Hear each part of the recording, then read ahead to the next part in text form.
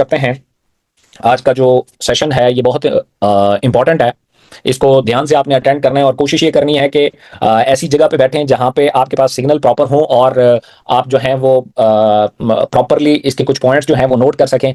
आज का जो टॉपिक है वो है ब्रेक द शैकल्स। और कुछ चीज़ें जो मैंने इस पैरान में नोट की हैं और मैंने ये चाहा है कि मैं आपके साथ भी शेयर करूं।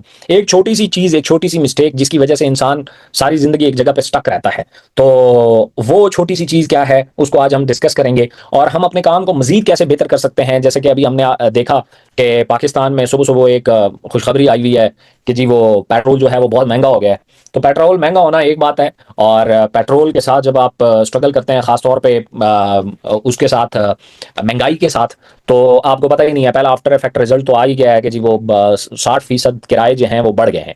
अगर ट्रांसपोर्टेशन बढ़ती है तो फिर हर जो रोज़मर्रा ज़िंदगी में जो जो भी फील्ड है वो इफेक्ट करती है। तो पहला तरीका तो ये है हम बैठ के गालियां दें हुकूमत को और कोसें अपने आप को कि हम कहाँ पैदा हो गए।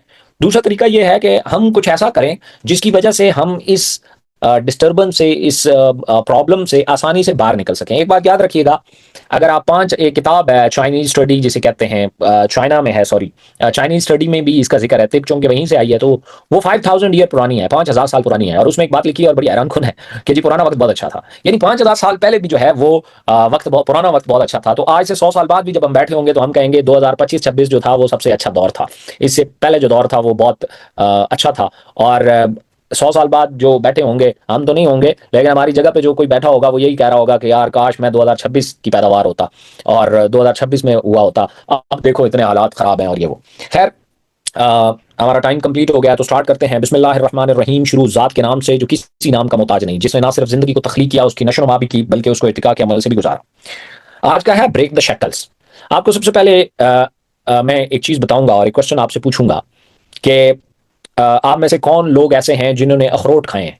और अखरोट में दो चीजें होती हैं, तीन बल्कि तीन चीजें कौन कौन सी हैं। एक उसका बाहर का वो खौल है, दूसरा उसके अंदर का जो मिक है, और तीसरा उसका वो जायका और उसका जो जो भी असरात हैं, इम्पैक्ट्स हैं, वो ये तीन चीजें हैं अखरोट में।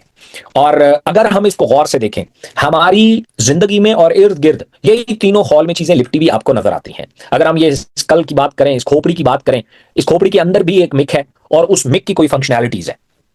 तो जैसे अखरोट की खोपड़ी खोलते हैं तो तब जाके हमें मिक तक और या जो उसके अंदर ग्रीसी होती है उस तक एक्सेस हासिल होती है। सेम इसी तरीके से हमारे जितने भी मामलात हैं उनके ऊपर भी एक स्ट्रॉन्ग सा शेल होता है जिसको तोड़ना बहुत जरूरी होता है। अब हम ये आते हैं कि अगर मैं आपको बीज दूं, एक एग्जांपल मैंने यहां लिख रखी है बैम्बू की। बैम्बू के बारे में आपने सुना होगा, जिसे बांस कहते हैं। और इसकी जो उगाने का तरीका है और जो इसकी पहली कोंपल निकलने का टाइम है वो बहुत ज्यादा है। ये शायद 8 9 10 साल लेता है पहली कोंपल निकालने में, और फिर ये पर डे 1 फुट की ग्रोथ भी करता है। यानी ये अगर हम यूं कहें कि ये 10 फीट का जो बांस जो आगे बनता है 1 महीने के अंदर, तो उसके पीछे उसके बीज पे 10 साल का काम हुआ होता है। तो 10 साल और 1 महीना कहेंगे तब ये पूरा एक बांस बनता है। हम ये नहीं कह सकते कि ये जमीन से निकलते ही 10 दिन में, 1 महीना में या 2 महीना में वो आसमान की बुलंदी को छूना शुरू कर देता है। तो सेम इसी तरीके से हर इंसान का जो बीज है वो डिफरेंट है। किसी का बीज बहुत नरम है, तो ये जितने भी आप पौधे देखते हैं जिनकी जड़ें मजबूत नहीं होती, इनका बीज बहुत नरम होता है और नरम बीज से जल्दी से ये फूट भी जाता है, लेकिन फिर ये डिस्ट्रॉय भी बहुत जल्दी से होता है, बहुत जल्दी से ये खत्म हो जाता है। यानी एक पौधे की कितनी उम्र होगी बनिस्बत एक दरख्त की। एक दरख्त का जो बीज है वो सख्त होता है और आराम से निकलता है, और अपना वो भी अपना शक्ल तोड़ता है, अपनी स्कल तोड़ता है, अपनी हड्डी तोड़ता है। अब जैसे आम की हम बात करें तो आम की एक हड्डी है और वो बहुत मजबूत होती है, वो पानी में पड़ी रहती है, उसको जस्ट टेम्परेचर और ये चीज आराम आराम से उसको तोड़ती है, और वो भी उसमें से एक कोंपल निकलती है और फिर वो एक दरख्त बनता है, और दरख्त पे फिर हजारों और लाखों जो है वो आम निकलते हैं। आज हम ये देखते हैं कि क्या हमारे पास कोई ऐसा तरीका है कि हम ये देख सकें कि हमारा बीज कैसा है और हम उसको तोड़ेंगे कैसे। क्योंकि आपकी जिंदगी की सारी जो सक्सेस होती है वो उसी बीज के इर्द गिर्द होती है। ऐसा नहीं हो सकता कि आप नीम का बीज लगाएं और उसमें से जो है वो आम निकल आए, ऐसा कभी भी नहीं हो सकता। तो अगर ये दुनिया में कहीं नहीं हो सकता तो आपके साथ कैसे हो सकता है? नहीं हो सकता। इसलिए मैं हमेशा ये कहता हूं कि कारोबार की दुनिया में जो सक्सेस है, या किसी भी दुनिया में, या आपने सल्तनत बनानी हो या आपने कोई भी बड़ा काम जिसमें लोग इन्वॉल्व हो, तो वहां एक चीज तो बड़ी पायदार होती है और उसके बगैर तो चल ही नहीं सकते, और वो है माइंडसेट। इस माइंडसेट के ऊपर भी एक खौल चढ़ा हुआ है। इस हॉल को तोड़ना बहुत जरूरी है, और जब तक आप इस हॉल को तोड़ते नहीं है तो आप जो है ग्रो नहीं कर सकते। वो क्या है? वो है कंफर्ट जोन। हर इंसान का एक कंफर्ट जोन होता है। अब इस कंफर्ट जोन को क्या आप लॉजिकली तोड़ेंगे? यानी आप किसी भी बंदे से बात करें, और यानी मैं अभी आपके साथ बैठा हुआ हूं और मैं आपसे बात कर रहा हूं कि जी ये कर लें, ये कर लें, ख्वाब पूरे कर लें। क्या आपके ख्वाब में इतना दम है वो आपके कंफर्ट जोन तोड़ सकें? लास्ट टाइम मैंने ये बात की थी। क्या आपके ड्रीम्स में इतनी ताकत है कि वो जो अखरोट का छिलका है उसको तोड़ सके, आपके कंफर्ट जोन को तोड़ सके? क्या आपके ड्रीम में ये ताकत है? अगर नहीं है तो ड्रीम ड्रीम ही रहेगा, कभी पूरा नहीं होगा। क्या आपके जो मसाइल हैं, क्या उनमें दबाव इतना है, क्या उनमें इतना प्रेशर है कि वो आपके कंफर्ट जोन को तोड़ सके? अगर आप कहें नहीं, उनमें इतना दम नहीं है कि मेरे कंफर्ट जोन को तोड़ सके, तो भाई ये बात बड़ी सिंपल सी है, आप उन मसलों का कभी हल भी नहीं निकाल सकते। ये वहां सिर्फ पॉसिबल होता है, कोई ऐसी चीज चाहिए होती है, कोई ऐसी ठोकर चाहिए होती है जो इस हॉल को तोड़े और अंदर का जो कामयाब तरीन, बेहतरीन और इफेक्टिव एक इंपैक्ट क्रिएट करने वाला जो शख्स है वो बाहर निकल के आ जाए। मैं इसकी आपको एक एग्जांपल देता हूं। परसों मेरी एक मीटिंग थी बैरिया टाउन में, और वहां पे भी मैंने ये बात की। वहां दो लोग थे, मियां बीवी थे, उनका एक बेटा था, और उसकी सिचुएशन ऐसी थी कि वो जो बेटा है उसकी बाप के साथ तो बहुत अच्छी बनती है बट मां के साथ नहीं बनती। तो मैंने वहां पे भी ये बात कही। मैंने कहा हमेशा होता यह है कि आपके जो बच्चे हैं या आप खुद भी हैं, आपके जब तक आप किसी प्रेशर के अंदर किसी चीज को नहीं रखते तो वो प्रॉपर तरीके से उसकी जो खाल होती है वो नरम नहीं होती, वो टूटती नहीं है। अब इसकी मैंने उन्हें एक एग्जांपल दी। उन्होंने कहा जी हम बच्चे को मारते नहीं है, लेकिन बस थोड़ा सा इसको सीधा रखने के लिए हमें इस पे कुछ पाबंदियां लगानी पड़ती हैं, कुछ सख्तियां करनी पड़ती हैं। तो मैंने वहां पे कहा क्या आपने वो लोग देखे हैं जिनके बचपन में माँ बाप मर जाते हैं और वो एक स्टेप मदर या स्टेप फादर के उनको पालता है, या कुछ अच्छा मामे के पास पलते हैं? उनको सारी जिंदगी बच्चों वाला प्यार जो होता है, माँ बाप वाला प्यार, वो मिलता ही नहीं है। वो मिलता ही नहीं है। लेकिन वही बच्चा जब थोड़ा सा बड़ा होता है कमाल कर दिखाता है। और फिर हमारी ऐसी बेशुमार कहानियां बन जाती हैं कि ये बच्चा जो था ये तो यतीम था, और इस यतीम बच्चे ने क्या कमाल कर दिखाया। क्योंकि बचपन की ये जो प्रेशर था, ये जो मोहब्बत ना मिलना था, ये जो उसने उसका कंफर्ट जोन ही तोड़ दिया। वो थोड़ा सा बड़ा हुआ, उसने कमाल कर दिखाया, क्योंकि अब उसका कंफर्ट जोन टूट चुका है। ज्यादातर आप देखते हैं कि नाकाम वो लोग होते हैं जिनको वालदैन प्यार के नाम पे उनके ऊपर एक लिहाफ ओढ़ते रहते हैं कंफर्ट जोन का। कुछ अरसे बाद जब उन्हें यकदम बाहर निकालते हैं, यानी बचपन से जिस बच्चे के ऊपर यह मेहनत की गई है, बेटा तूने पढ़ना है, किसी चीज की टेंशन नहीं लेनी, तूने पढ़ना है, टेंशन नहीं लेनी, काम काज की टेंशन नहीं लेनी, पढ़ना है, बस ये करना है, वो करना है। अब उस बच्चे का जैसे ही वो थोड़ा सा बड़ा होता है, बालिग होता है, उसके आगे दुनिया फेंक देते हैं। दुनिया में मैंने कहा इस बच्चे का क्या बनेगा जब इसको यकदम आप कहेंगे कि आप जाओ, आप कमा के लाओ, आप जाओ अपनी लाइफ सेटल करो, ये तो बदवाई देगा आपको। क्यों? ओ भाई, ये आपने कुछ इसे कंफर्ट जोन में रखा, ये खुद उससे ज्यादा कंफर्ट जोन में रहना चाहता है। बाहर जब आपको चीज अचीव करना चाहते हैं तो वो नवाला तो नहीं है। मैंने लास्ट सेशन में एक बात कही कि दूध का प्याला तो नहीं है तो कोई आएगा सामने रखेगा और आप पी लो। कामयाबी क्या ऐसी चीज है? ऐसी चीज नहीं है भाई। उसके लिए तो जान भी दांव पे लगानी पड़ती है। अब जब जहां पे इंसान को, वालेकुम अस्सलाम, कैसे हैं? ठीक है, बैठे प्लीज। जब आपका इंसान का जो कंफर्ट जोन है वो जैसे ही टूटता है, इंसान उन चीजों से नंबर आजमा होता है जो शायद लाइफ में उसे सही मानों में गाइड कर पाती हैं। अब हम इसकी एग्जांपल इस तरह भी देखते हैं। अगर मैं पुराने, चूंकि जो लोग तारीख के स्टूडेंट हैं उन्होंने एक चीज तो देख रखी होगी और सुन भी रखी होगी कि जैसे ही बादशाहों के बच्चे जब थोड़ा सा बड़े होते थे, 5 साल 10 साल के होते थे, तो उसके बाद उन्हें हमेशा महल से बाहर रखा जाता था। खासतौर पर उस शहजादे को जिसको खासतौर पर सुल्तान बनाना होता था या तख्त के ऊपर रखना होता था, उसको हमेशा घर से बाहर का माहौल दिया जाता था। हम अगर अंबिया की बात करें तो ये वाला इंतजाम अल्लाह ने उनके लिए किया। यानी कोई नबी अपने घर पे नहीं पला, कोई अपनी मां की गोद में नहीं पला। कोई एक नबी की आप मुझे एग्जांपल आगे दिखा दे, नहीं पला। अगर हम रसूलुल्लाह की बात करें तो रसूलुल्लाह सल्लल्लाहु अलैहि वसल्लम जब पैदा हुए, वालिद साहब की तो चलो डेथ हो चुकी थी, वालिदा तो जिंदा थी, लेकिन इसके बावजूद भी वो हलीमा सादिया रज़ी अल्लाह तआला अन्हा के पास पले। अच्छा, सिर्फ वो नहीं, उस टाइम के अरब के हर सरदार का बेटा वो घर से बाहर ही पलता था भाई। अगर इसी तरीके से मैं उस्मानियों की बात करूं, 750 साल वो हुकूमत रही। एक शहजादा मुझे उठा के दिखा दे जिन्हें उन्होंने सेलेक्ट किया हो कि जनाब इसने बादशाह और सुल्तान बनना है और फिर वो घर पे पला। नहीं पला, वो बाहर पलते थे। अगर चाइनीज स्टडीज की मैं बात करूं, चाइनीज एक बहुत बड़ी कौम रही है और इसमें बड़े अजीम शान लोग गुजरे हैं, जिसमें से एक का मैं नाम लूंगा, लो तजू। बहुत कम लोग इसके बारे में जानते हैं। आप इस बंदे के बारे में आप देखें, और ये बंदा, इसने सारी जिंदगी की ठोकरें बाहर खाई हैं, और ये छोटा सा था, अभी चलना फिरना ही स्टार्ट किया तो इसको एक ऐसे फैमिली के हवाले कर दिया गया था जो जंगल में गदड़िए थे, बकरियां चराया करते थे, उनका कोई बच्चा नहीं था, तो इसको उठा के उसके हवाले कर दिया गया। उन्होंने इनकी परवरिश की। तो ये क्या है? जहां मां की गोद मोहब्बत देती है, बाप की गोद मोहब्बत शफकत देती है, वहां गिर्द एक शक्ल बन जाता है, एक सख्त जंजीरें लग जाती हैं। और वो जंजीरें कहीं और नहीं होती, वो यहां दिमाग में होती हैं। जो बाहर से जंजीरें लगती है, अगर आपको कोई कैद कर ले, किसी कमरे में बंद कर दे, किसी जंजीर से बांध दे, आपको छुड़ाना आसान है। कोई भी शख्स आपको छुड़ा सकता है, कोई इत्तेफाक छुड़ा सकता है। पर अगर जंजीरें अंदर लग जाए, दुनिया का कोई शख्स आपको नहीं छुड़ा सकता। अब होता क्या है कि हमारे यहां वो माहौल ही नहीं है जहां बच्चों को कहीं ऐसी जगह पे, ये काम स्कूल ने करना था कि बच्चों के अंदर वो लीडरशिप को जगाना था, उसके उस कंफर्ट जोन को तोड़ना था। लेकिन आप अंदाजा करें, जो बच्चे यहां से पढ़ने के लिए बाहर चले जाते हैं, बैरून मुल्क, यहां पाकिस्तान के अपने इर्द गिर्द गौर से देखें, जो ऑस्ट्रेलिया, आयरलैंड, यूके, अमेरिका चले जाते हैं, वहां उनका कंफर्ट जोन टूटता है और कुछ नहीं होता। वो बच्चा कभी नाकाम होकर लौटता ही नहीं है, बनस्बत उस बच्चे के जिसको आप यहां से वर्क वीजा लेके दो, दुबई भेज दो, सऊदीया भेज दो, किसी मुल्क भेज दो, 2 साल बाद आता है, कुछ भी नहीं होता हाथ में। क्या फर्क है? दोनों बाहर गए। एक पढ़ाई के सिलसिले में बचपन से बाहर चला गया, और एक को सब कुछ तैयार करके 50-60 लाख का वीजा लेके देके बाहर लेके भेजे, 2 साल 3 साल बाद वापस आता है और वो भी नुकसान करके आता है, कोई कुछ नहीं बना पाता। उसके पीछे रीजन पता है क्या है? ये जो पढ़ने जाते हैं ना, इन्हें सिर्फ इतना कुछ करके दिया जाता है कि तुम उस धरती पे पांव कैसे रखोगे, आगे खाना कहां से है, पीना कहां से है, काम काज कैसे करने हैं, तो वो फिर धक्के खाते हैं।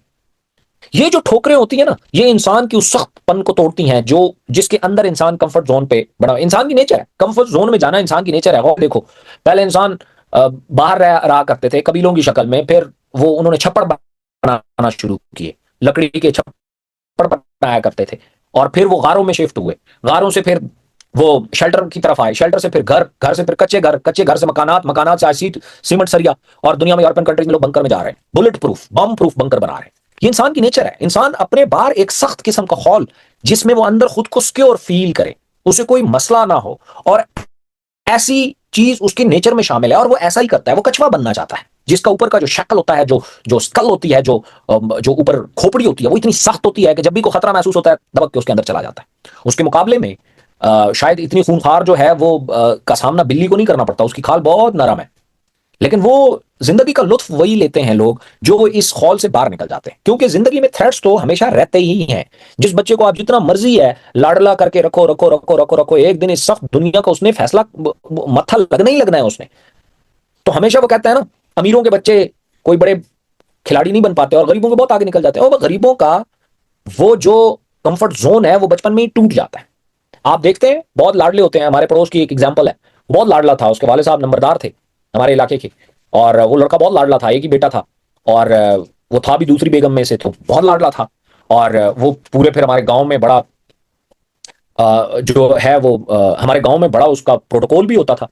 वो एक दफा ये हुआ कि वो उसके वाले साहब का हार्ट अटैक हुआ, उसकी डेथ हो गई। अब किसी को और परेशानी हो ना हो, उन्होंने कहा ये बच्चा सर्वाइव नहीं कर पाएगा। उसकी वजह यह है कि उसके अब्बा के साथ बनती भी बहुत थी, और वो हर टाइम अब्बा के साथ घूमता फिरता रहता था। यानी आप अंदाजा करें, हम जब स्कूल जाते थे तो हम हमसे एक क्लास बड़ा था, उसके वालिद साहब वो स्कूल में या टहलते रहते थे या वो बाहर होटल पे बैठे रहते थे, और वो अंदर पढ़ रहा होता था। जब छुट्टी होती थी उसको साथ लेके चले जाते थे। ऐसा बच्चा सर्वाइव कैसे करेगा? फिर एक कमाल हुआ, 1 साल में उस लड़के ने, जब उसके वाले साहब की डेथ हुई तो उसके ऊपर साइकोलॉजिकली बहुत प्रेशर आया। वो 1 साल घर से ही नहीं निकला। 1 साल बाद जब वो लड़का निकला, इस टाइम उसे छोटा नंबरदार कहते हैं, भाई उसने पूरा गांव संभाल लिया। कोई सोच भी नहीं सकता था कि इसके अंदर से इतनी लीडरशिप कैसे आएगी, क्योंकि वो जो 1 साल का टेंशन था, दबाव था, प्रेशर था, उसने उसके कंफर्ट जोन को ही तोड़ दिया। अंदर तो जैसे मैंने कहा ना, अखरोट की छाल मजबूत होती है, गरी तो अंदर होती है, और काम की भी वो। और लोग पैसे जब अखरोट के देते हैं तो उस गरी के देते हैं। आप आपके ऊपर वो जो छिलका होता है उसके कोई पैसे नहीं होते, क्योंकि वो किसी काम का नहीं होता और सख्त होता है, क्योंकि वो गरी की कीमत है, वो जो अंदर है। तो सेम इसी तरीके से आपकी भी अगर कोई कीमत है तो वो आपके अंदर की गरी की है।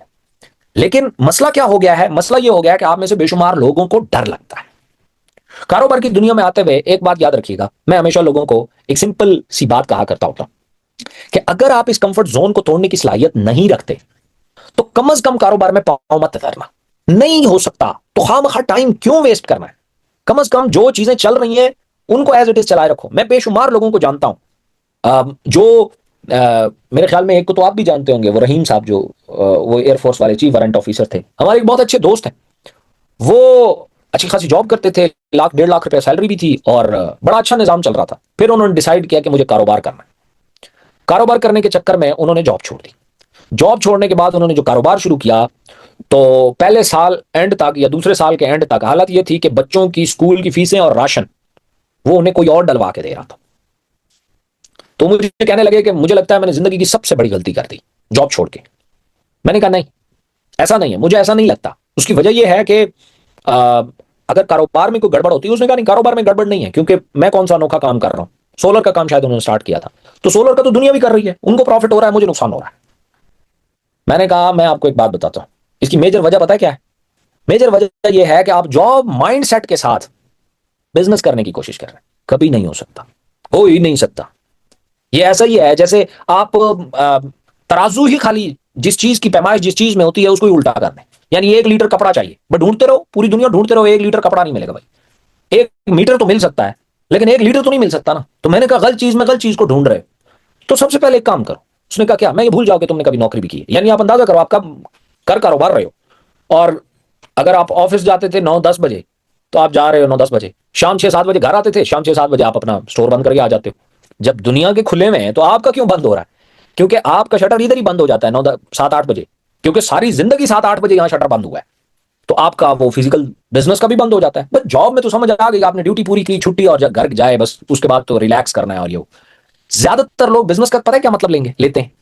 जब मैं, और मेरी बातों का भी गलत मतलब लेते हैं, मैं जब किसी को कहता हूं टाइम फ्रीडम मिलेगा, पैसा फाइनेंशियल फ्रीडम मिलेगा, तो पता है क्या चाहते हैं? उन्हें क्या लगता है? कुछ भी नहीं करना पड़ेगा और पैसे ही पैसे होंगे। ऐसा कोई फ्रीडम नहीं होता। हाँ, मैं ये कहता हूं न काम की टेंशन होगी न पैसे की टेंशन होगी, ये बात करता हूं। मैं ये नहीं कहता न काम करना पड़ेगा और पैसे ही पैसे होंगे। ये तो सरासर बकवास बात है। को फ्रॉड ही तो कर सकता है, मेरे से कम से कम नहीं होती जिसने आपको लूटना। क्योंकि अगर ये बात एज इट इज है तो फिर ये बैठ के मैं ट्रेनिंग क्यों दे रहा हूं? सबसे पहले तो ये मुझे कहें कि खिलजी साहब, कि ये जो फाइनेंशियल फ्रीडम हमें दे रहा है, फ्रीडम, मनी फ्रीडम और टाइम फ्रीडम, ये खुद क्यों नहीं हासिल करता भाई? खुद चुप करके घर क्यों नहीं बैठता और आराम से पैसे क्यों नहीं कमाता? अगर ये खुद नहीं करता तो किसी और को कैसे दे सकता है? ये ऐसा ही है कि एक बंदे को बुखार है और दूसरा डॉक्टर है, और बहुत आला डॉक्टर है, उसके पास आप दवाई लेने जाए, वो कहे कि आज दवाई नहीं दे सकता क्योंकि मुझे बुखार है। भाई जिस डॉक्टर की दवाई उसके लिए काम नहीं कर रही है, बेशुमार लोगों का मैं कहता हूं ये तावीज देते हैं जी, आप ये तावीज ले लें, इससे आप करोड़पति बन जाएंगे, बस इसकी कीमत 4,000 रुपए है। अगर बाकी ये तावीज हो सकता है कुछ दुनिया में तावीज बहुत अच्छे हों, कोई काम करते हो, पर ये जो 4,000 रुपए का तावीज अगले बंदे को करोड़पति बना रहा है, ये तुम्हें क्यों नहीं बनाता? तुम्हारी तो फैक्ट्री भी तावीजों की अपनी है, तो एक के बजाय 4 रख ले, चलो कोई 50% से ऑफ भी हो गया तो काम चल जाएगा तुम्हारा। ऐसा फ्रॉड होता है। तो ये बात मैं जब करता हूं तो बाद लोग गलत मतलब लेते हैं। लोग समझते हैं टाइम फ्रीडम, मनी फ्रीडम का मतलब यह है कि कुछ नहीं करेंगे और अन्य वापस आ रहा होगा। नहीं भाई, मैं खाली ये कहता हूं ना काम करने की कोई टेंशन होगी, ना पैसे की कमी की कोई टेंशन होगी। ऐसा नहीं है कि काम करना नहीं पड़ेगा। अगर ये मैं आज ऑफिस आता हूं, मैं आपके साथ ट्रेनिंग्स करता हूं, या मेरा बाकी स्टाफ है ये करता है, मुझे ये टेंशन नहीं होती कि आज ऑफिस नहीं जाऊंगा तो काम नहीं होगा। पर ऐसा नहीं है कि मैं चुप करके घर बैठ जाऊं और कहूं जी हो रहा है, बस अचीव हो गया सब कुछ, हो भाई ऐसे नहीं होता। तो सेम इसी तरीके से इस माइंड सेट को क्लियर करना बहुत इंपॉर्टेंट है। आज अगर बिजनेस कर रहे हो ना, तो 2 चीजें इधर से साफ कर दो। हमने लास्ट सेशन किया था जिसमें मैंने कहा था कि खेत में कुछ भी उगाने से पहले घास फूस साफ किया जाता है जो खुद ब खुद उग गया। अगर आप कुछ नहीं करते तो आपके माइंड में घास फूस उग जाता है। आपने अगर अच्छी फसल उठानी है तब भी बीज बोना पड़ता है, एक डिसिप्लिन फॉलो करना पड़ता है। और अगर आपने एक अच्छी फसल नहीं है, यानी आप अफीम बोते हैं, दुनिया में लोग बोते हैं, पोस्ट की काश्त करते हैं, ऐसी चीजें बोते हैं जो दुनिया में शायद कानूनी तौर पे जायज नहीं है, उसके लिए भी बीज लगाना पड़ता है और बहुत एहतियात करनी पड़ती है, तब कुछ कीमती पैदा होता है। जिस खेत पे कोई मेहनत नहीं की जाती, कोई मेहनत नहीं की जाती, उगता उसमें भी है लेकिन वो घास फूस होता है, उसकी कोई कीमत नहीं होती। तो आपके दिमाग में आज तक तो कोई इस तरह की कोई मेहनत की ही नहीं गई। तो या तो घास फूस है, यानी खाली दिमाग भी घास फूस है, या फिर क्या है, आपने उसे जॉब में ट्रेंड किया हुआ है, अब आप बिजनेस में आ गए, तब भी जो कुछ आ चुका है वो कोई वर्थ वाइल नहीं है। अब मैं इसकी एग्जांपल आपको एक देता हूं। वो एक बंदा था ना, वो पियानो सिखाया करता था कि पियानो कैसे बजाते हैं। तो एक दिन एक बंदा उसके पास गया, हाँ थोड़ा बहुत जानता हूँ, 6 साल मैंने, 6 महीने साल मैंने काम किया हुआ है, थोड़ा बहुत जानता हूँ। उसने कहा ठीक है तो तुम सीखो। उसने कहा फीस कितनी? उसने कहा $200। उसने कहा अच्छा ठीक है, उसने पे कर दी। इतने में एक और बंदा है, उसने कहा जी मैं पियानो सीखना चाहता हूँ। उसने कहा तुम्हें पियानो बजाना आता है? उसने कहा नहीं। मैं पियानो के बारे में जानते क्या हो? कहता मैंने देखी भी आज है, पहली दफा। उसने कहा ठीक है तुम सीख सकते हो। उसने कहा फीस? उसने कहा $100। 200 वाला मुड़ के आया, उसने कहा ये क्या बात हुई, मैं थोड़ा बहुत जानता भी हूं, इसके बावजूद आपने मुझसे $200 लिया, वो तो जानता भी कुछ नहीं है, उसने देखा भी आज पहली दफा है, उससे आप $100 ले रहे हैं। उसने बड़ी खूबसूरत बात की, उसने कहा मैं फीस $100 ही ले रहा हूं सिखाने की, लेकिन तुम पे डबल मेहनत है, पहले तुम्हें जो तुमने सीखा हुआ है वो भुलाना पड़ेगा, फिर $100 चार्ज करूंगा सिखाने की। तो $100 तुम्हें भुलाने की है और $100 तुम्हें सिखाने की। ये इसने कोई सीखा हुआ ही नहीं है, तो एक ही एफर्ट है कि उसे सिखाना है सिर्फ, तो उसकी मैं $100 ले रहा हूं। इसी तरीके से अगर आप आर्मी की भर्तियां कभी देखें और करें, इसमें इसमें अगर उन्होंने ड्राइवर भी भर्ती करना है ना, तो उसकी एज रखते हैं 21 साल से ज्यादा ना हो, 22 साल से ज्यादा ना हो, 25 साल से ज्यादा ना हो। अब बंदा का है, ड्राइवर तो एक ऐसी स्किल है जिसमें जितना ज्यादा तजर्बा होगा इतना बेहतर है। उन्हें तो 40-40 साल वाले रखने चाहिए जिनका तजर्बा बहुत आला है, लेकिन वो ऐसा नहीं करते, वो यंग लड़के रखते हैं। पता है क्यों? क्योंकि ड्राइवरी उनके नजदीक सिर्फ गाड़ी चलाने का नाम नहीं है, वो ऐसा ड्राइवर तैयार करते हैं जो असाब पे काबू भी रख सके और अपनी वो यस सर वाला माहौल भी बरकरार रख सके, और उसके अंदर जो आर्मी का डिसिप्लिन है वो भी डाला जा सके। तो जिसने 40 साल तक मझदार बस चलाई है, वो तो आर्मी की गाड़ी में बैठ के कहेगा किधर तक जाना है, आओ लिफ्ट ही दे देता हूं, 50-50 रुपया दे देना। I am just kidding. तो इसलिए बहुत इंपॉर्टेंट होता है ये जो डायरेक्ट सेल है, जिसे मैं बहुत ज्यादा पसंद करता हूं। इसमें चंद खूबियां हैं जो किसी और फील्ड में मुझे नजर नहीं आई। अदरवाइज मेरे पास बहुत सारे ऑप्शन थे, मैं और भी छोटे मोटे बिजनेस कर सकता था और करता भी हूं, लेकिन इसमें एक खूबसूरत बात क्या है जहां मैं सबसे ज्यादा टाइम स्पेंड करता हूं। नंबर 1, जहां आपसे ज्यादा काबिल और सबसे ज्यादा तगड़ा बंदा आपकी टीम में आ सकता है और वो अपने लिए काम करता है, उसका बेनिफिट आपको मिल सकता है, उसकी अपने लिए की गई मेहनत जो होती है उससे आप फ्रूट पा सकते हैं। यानी मैं आपको एक एग्जांपल देता हूं, अगर कोई शख्स सोसाइटी बनाता है, तो उसका पहला प्लॉट जो बिकता है ना, वो बहुत मुश्किल से बिकता है और बहुत मिन्नतों से बेचना पड़ता है, बहुत एडवर्टाइजमेंट करनी पड़ती है। शायद 20 लाख या 25 लाख रुपए का एक प्लॉट बेचने के लिए एक वीरान सी जगह पे उसे 20-25 लाख रुपए का प्लॉट बेचने के लिए हो सकता है 20-25 लाख रुपए खर्च करना पड़े, बाउंड्री वॉल लगानी पड़े, फिर कागजात, फिर नक्शा बनवाना, फिर सर्वे कराना, और फिर जाके एक प्लॉट बिकता है 25 लाख रुपए। अब वो क्या करता है, जब थोड़ा सा आगे चलता है, वो उन लोगों को ज्यादा फोकस करता है जो कहें कि हमें आज प्लॉट चाहिए क्योंकि कल से हमने घर शुरू करना है। अब उन लोगों को वो प्रायोरिटी देता है कि हाँ आओ घर बनाओ, तुम्हें मैं सस्ता भी दे दूंगा। उसकी वजह क्या है? क्योंकि अगर वहां एक घर बन गया, अब वो उसके लिए एडवर्टाइजमेंट टूल बनता जाता है। बाकी प्लॉट वो लोग बेचते हैं, उनको दिखा के बेचता है जिन्होंने अपने लिए घर बनाया है, अपने रहने के लिए, क्योंकि अब ये एरिया गैर आबाद नहीं रहा। और हमेशा एक बात याद रखिएगा, गैर आबाद लोग, गैर आबाद एरिया को बेचना मुश्किल है, आबाद एरिया को उसमें कुछ प्लॉट्स बेचना बहुत आसान होता है। तो वो क्या करता है, वो ऐसे काम करता है कि उस गैर आबाद एरिया को आबाद किया जा सके, और उसके लिए वो कुछ भी नहीं कर सकता। वो मरहूने मिन्नत होता है उन लोगों के जो वहां आके रहें और घर बनाएं। तो आप देखा, वो जो आम लोग थे जो अपनी सहूलत के लिए अपनी मर्जी से घर बना रहे थे, उनके ना वो डिजाइन चेंज करवाता है, ना कलर पेंट अपने हिसाब से करवाता है, कुछ भी नहीं करवाता। वो बस उन्हें फैसिलिटेट सिर्फ इसलिए करता है कि तुम लोग अपनी मर्जी का, अपनी कंफर्टेबिलिटी का यहां घर बनाओ। जैसे ही वो लोग घर बनाना शुरू करते हैं, उसकी जो बाकी प्लॉट्स होते हैं, बाकी जो एरिया होता है, वो बिकना आसान हो जाता है। ये बड़ी बड़ी सोसाइटियों का तरीका वारदात देखो, ऐसा ही होता है। सेम इसी तरीके से इस फील्ड की खूबसूरती क्या है, जब आप इसमें काम शुरू करते हैं ना, यहां अपने बेनिफिट के लिए लोग आते हैं, और आपको कोई पता नहीं कौन कहां से आएगा, उसमें कितना दम होगा, क्या कुछ करना चाहता होगा। और मार्केटिंग प्लान ऐसा है कि अगर यहां किसी बंदे ने अपने लिए 1 लाख रुपया कमाना शुरू कर दिया और वो आपकी टीम में है, तो आप भी 1 लाख रुपया कमाना लेना शुरू कर लेते हैं कंपनी से। ये है विन विन सिचुएशन। लेकिन कभी भी कोई शख्स आपकी सोसाइटी में गैर आबाद एरिया में आके घर क्यों बनाएगा? सवाल तो ये, एक खुला मैदान है जिसके इर्द गिर्द कोई आबादी भी नहीं है, ना वहां बिजली है, ना पानी है, ना गैस है, ना वॉल है, ना रोड है, ना सिक्योरिटी है, कुछ भी नहीं है, वहां कोई आपके कहने पे घर क्यों बनाएगा? सवाल है कि नहीं है? नहीं तो बहुत आसान है, क्योंकि जो जगह 4-5 लाख रुपए कनाल मिल जाती हैं, वो एक एक प्लॉट 25-25 लाख रुपए का बिकता है, 5-5 मरले का। प्रॉफिट तो बहुत है, लेकिन सवाल यह है कि कोई बंदा आपसे 25 लाख का क्या 5 लाख रुपए का प्लॉट लेके भी घर क्यों बनाना चाहेगा? आपको कुछ ना कुछ तो ऐसा करना पड़ेगा। वो कुछ ना कुछ वो क्या करता है, वो जरूरियात हैं जिसकी उसको जरूरत है, वो पूरी कर देता है। आ सके, उसने सरम सीमेंट भी लाना है भाई, तो वो रास्ता क्लियर करता है कि ताकि उसके ट्रक, लोडर, सरिया, सीमेंट भी तो आ सके। सेम डायरेक्ट सेल की दुनिया में ऐसे कुछ काम आपको करने पड़ते हैं। उसी के लिए ये टॉपिक है ब्रेक द शैकल्स। मैं पानी पी लूं? आप लोग बोर तो नहीं हो रहे? आप लोग सेशन अटेंड करना है या बस की क्लास ही समझ लें। ओह, अच्छा अच्छा, हम थोड़ा प्लानिंग पहले की थी, मालूम आगे है बस, तो बारिश की वजह से कोई इशू नहीं। तो ये हमारे लिए बड़ा अच्छा साबित होगी। समझ लें क्लास में। ओके जी, तो हमेशा अब हमें करना क्या है, हमें अपने इस हॉल को तोड़ कैसे सकते हैं?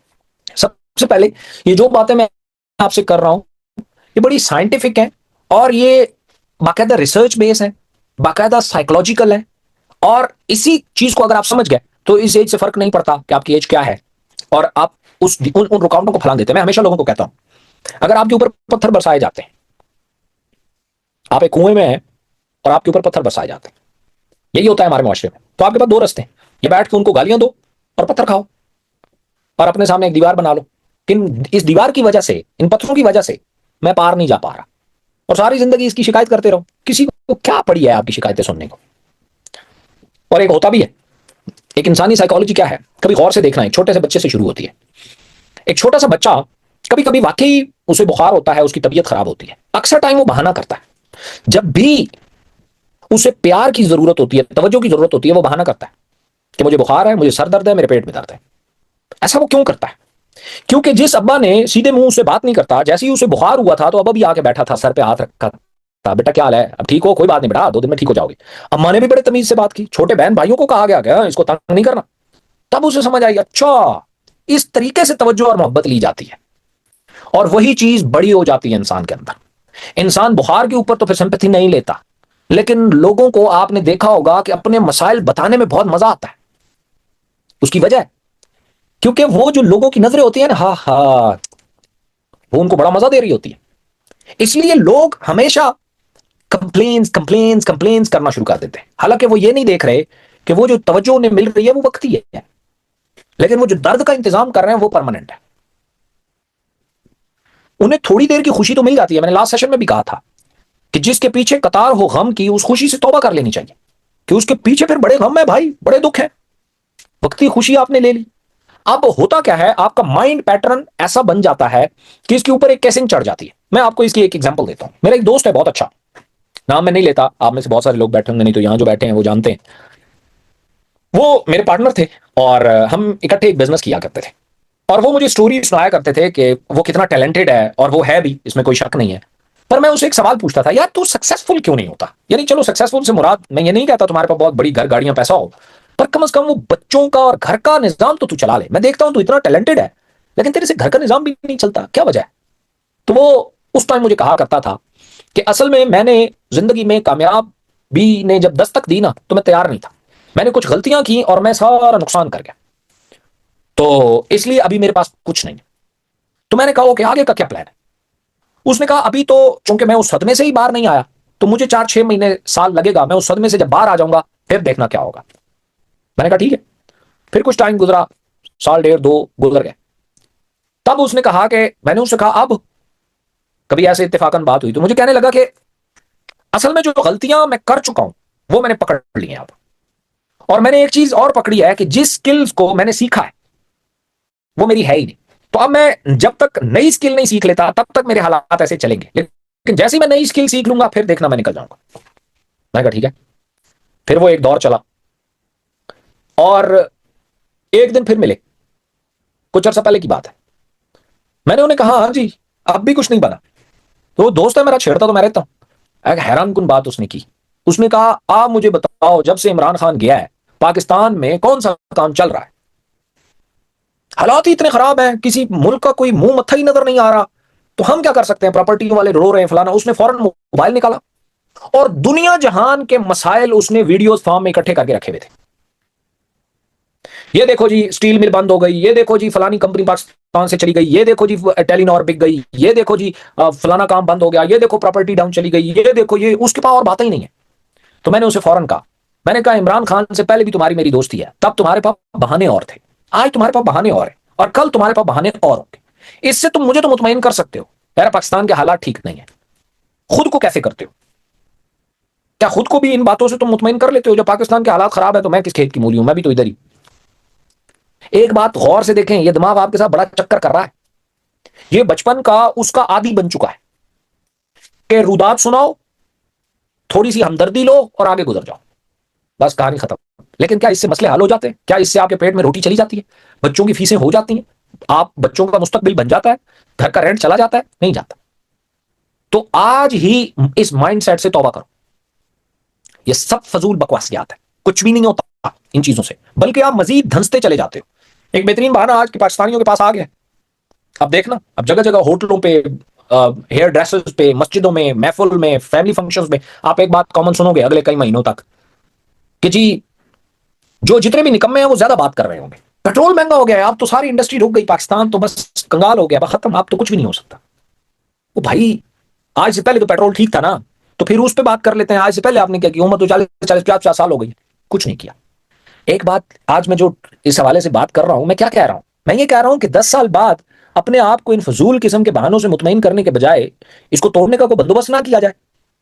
इसको तोड़ा जा सकता है कैसे? अब सवाल ये है, जिन चीजों पे आपका बस नहीं है वहां आप कुछ कर भी नहीं सकते। जैसे सूरज निकालने पे आपका कोई बस नहीं, वो निकले तो निकले, बारिश हो तो बारिश हो, आप कुछ नहीं कर सकते। आपका हवाओं चलने पे, आपका मुल्कों की जंग छिड़ने पे, आपकी हुकूमतें सिलेक्ट होने पे आपका क्या बस है? कोई बस नहीं। इमरान खान की हुकूमत हो, नवाज शरीफ की हो, या किसी और की हो, मुझे बताएं आपके ऊपर क्या फर्क पड़ेगा? अगर दुनिया का अजीम तरीन लीडर भी ला के आपके मुल्क का सदर बना दिया जाए, आपके मसले हल हो जाएंगे? रोटी कपड़ा मकान सवारी। तो सारे कहते हैं नहीं नहीं, कौन सा इमरान खान हमें रोट आटा डलवा के देता है, कौन सा ये करके देता है। तो मैं कहता हूं ये बात उस टाइम क्यों नहीं समझ आती जब आपके मुखालिफ कोई बंदा उसमें होता है। वो ऐशियां कर रहे हैं भाई, कल आप भी उस जगह पे होते, आप भी पहले यही सोचते कि पहले मेरा काम बनता, भाड़ में जाए जनता। तो आप आज आपको मौका मिलता है, इस मुल्क की हम बात करते हैं, हमारा मुल्क है, हमारा किस बात का मुल्क है? हमें 1 रुपए का मिले तो 1 रुपए की छुरी मारते हैं, 1 लाख रुपए मिले तो 1 लाख की छुरी मारते हैं। तो जो उन जगहों पे चले गए उनको 1 अरब रुपए की छुरी मारने का मौका मिलता है तो 1 अरब की मारते हैं, किसी को 500 अरब का मौका मिलता है 500 अरब की छुरी मारता है। फर्क क्या है? 1 रुपए क्या है और 1 अरब क्या है? कोई फर्क नहीं है। इसलिए इन शैकल्स को तोड़ने का आज डिसीजन लो। आज मैं आपको चंद चीजें बताता हूं। सबसे पहले एक बात गौर से देखना, अगर आप किसी ऐसी फ्रीडम की तलाश में हैं जिसे वाकई फ्रीडम कहते हैं, जिसमें दो चीजें हैं, बाकी वैसे तो बहुत सारे फ्रीडम्स है ना, मैं उनकी बात नहीं करता, फ्रीडम का फिर छत्ता ही बहुत बड़ा है, मैं सिर्फ दो की बात कर रहा हूं, एक टाइम और एक फाइनेंस। इन दो का टेक्निकली और लॉजिकली और साइंटिफिक मेथड है इसे बाहर निकलने का। अगर किसी को कोई थ्रेट है, खौफ है, और उसे फ्रीडम खौफ से चाहिए, तो मैं नहीं दे सकता। मुझे नहीं पता उसका क्या खौफ है। यानी एक बंदे का ये खौफ हो सकता है मेरा अब्बा मर गया तो क्या होगा, अब इसका मैं क्या आंसर दे सकता हूं, या मैं क्या तरीका बता सकता हूं? नहीं बता सकता। एक बंदे को ये खौफ हो सकता है मैं मर गया तो क्या होगा, भाई इसका कोई तरीका नहीं। बट एक बंदा ये कह सकता है कि जी मेरे पास पैसे नहीं है तो क्या होगा। हाँ, इसका हल है कि पैसे बनाए जा सकते हैं, क्योंकि ये इंसान के हाथ में। अगर कोई कहता है कि जी मेरे पास टाइम नहीं है, तो इसका बंदोबस्त किया जा सकता है, टाइम मैनेज किया जा सकता है, उससे आजादी हासिल की जा सकती है। लेकिन कुछ चीजें ऐसी हैं जैसे मैं मर गया तो क्या होगा, भाई इससे ये आपका बस ही नहीं है, ना मेरा है ना किसी और का है। तो इन दो चीजों से जान छुड़ाने के लिए आज कुछ फार्मूले हैं, उनको आप ज़हन नशीन कर लें। खासतौर पे इकोनेक्स्ट में काम करते हुए ये चीजें आपको वक्तन फवक्तन नजर आएंगी और इनसे आपका हर टाइम पाला पड़ेगा। आपके पास दो रास्ते होंगे। पहला रास्ता ये होगा कि आप इसी तरह के बहाने बनाओ और पतली गली पकड़ के निकल जाओ। दूसरा तरीका यह है कि वो जो कुएं में बंदे के ऊपर पत्थर बरसाए गए थे ना, उसने आगे दीवार बना ली थी और बहाना कर रहा था आगे दीवार है मैं जा ही नहीं सकता, उन्हीं पत्थरों से सीढ़ियां बना लो, चढ़ के दीवार से बाहर आ जाओ। पत्थर वही हैं, बरसाने वाले वही हैं, आप वही हैं, कुआं वही है, सिर्फ माइंडसेट बदला, कहानी बदल गई। दीवार बनाते हुए शायद आपको करना कुछ ना पड़े, खाली बैठे हैं, गालियां खा रहे हैं, पत्थर पड़ रहे हैं, तो आगे से ढेरी खड़ी हो रही। और कोई अगर कहता है कुएं में पड़े क्यों, तो आप कह रहे हो वो दीवार है, अब हम क्या कर सकते हैं, दीवार है, सारे देख लो दीवार है, ये ढेरी पड़ी हुई है, मैं कुएं से कैसे निकल सकता हूं। या तो फिर ऐसा है कि अपना कंफर्ट जोन तोड़ो और सीढ़ियां बनाने की कोशिश करो। अब कुछ लोग होते हैं, सर सीढ़ियां तो मैं बनाना चाहता हूं लेकिन मेरे पास प्लस्तर का वो जो राड होता है वो नहीं है, सीमेंट नहीं है मेरे पास, असल में यहां सरिया लगता है तो वो नहीं है। और ये सब एक्सप्लेन, आपने एक दफा उससे बाहर निकलना है। आपको अपने वसाइल के हिसाब से सीढ़ियां बनानी है। आपने कोई ताजमहल की सीढ़ियां थोड़ी ना बनानी है कि 1 इंच इधर फर्क ना हो, 1 इंच इधर फर्क ना हो। नहीं भाई, क्या हो गया? बहुत सारे लोग आते हैं मैं काम करना शुरू चाहता हूं, मैं बेशुमार लोगों से मिलता हूं जो यूट्यूबर बनना चाहते हैं। उनका पहला बहाना होता है ना, फिलहाल ना असल में मेरे पास सही कैमरा नहीं है, फिलहाल ना मेरे पास सही स्टूडियो नहीं है, फिलहाल ना मेरे पास वो एडिटिंग करने वाला सही नहीं है। ये सब बहाने हैं। ये वही है कि कुएं में पड़े हैं, पत्थर पड़ रहे हैं, उससे उसने बाहर निकलना है, तो कुएं से किसी तरह की कोई सीढ़ी बनाने की बात हो रही है और वो जेन में बैठा है कि भाई जी कोई ताजमहल की सीढ़ी बनानी है, एक सूत्र का फर्क नहीं होना चाहिए। तो वो तो फिर आप कभी भी नहीं होगा। इसलिए अपने वसाइल में सबसे पहले अपना कंफर्ट जोन तोड़ना है। एक शख्स जो आपको कभी फॉलो करेगा, वो उस काम में आपको कभी फॉलो कर ही नहीं सकता जो आपको खुद नहीं आता या आपने कभी किया नहीं है। जैसे मैं आपका बहुत अच्छा दोस्त हो सकता हूं, मेरा आप बेस्ट फ्रेंड हो सकते हैं, आपके पेट में दर्द हो या आपके दांत में दर्द हो, और मैं आपको कहूं दांत में दर्द है, हाँ लाओ मैं निकाल देता हूं, क्या आप मुझे निकालने दोगे? मैं आपका बहुत गहरा दोस्त हो सकता हूं, 20 साल पुराना दोस्त हो सकता हूं, बड़ा एक्सपर्ट हूं, आपको पता है यार ये तो कंपनी का मालिक है, बड़ी सियानी सियानी बातें भी करता है, तो चलो दांत भी इसी से निकलवा लेते हैं। नहीं, आप सबसे पहले पूछोगे पहले कभी दांत निकाला है? नहीं, पहले तो कभी नहीं निकाला।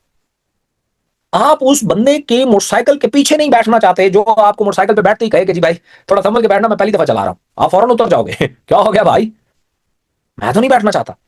क्या आप ऐसे जहाज पे सफर करना चाहते हैं जिसमें पायलट बैठा और कहे कि जी मैं आज पहली दफा कॉकपिट में बैठा हूं, उड़ाते हैं देखते हैं क्या होता है? बैठना चाहोगे? कभी भी नहीं।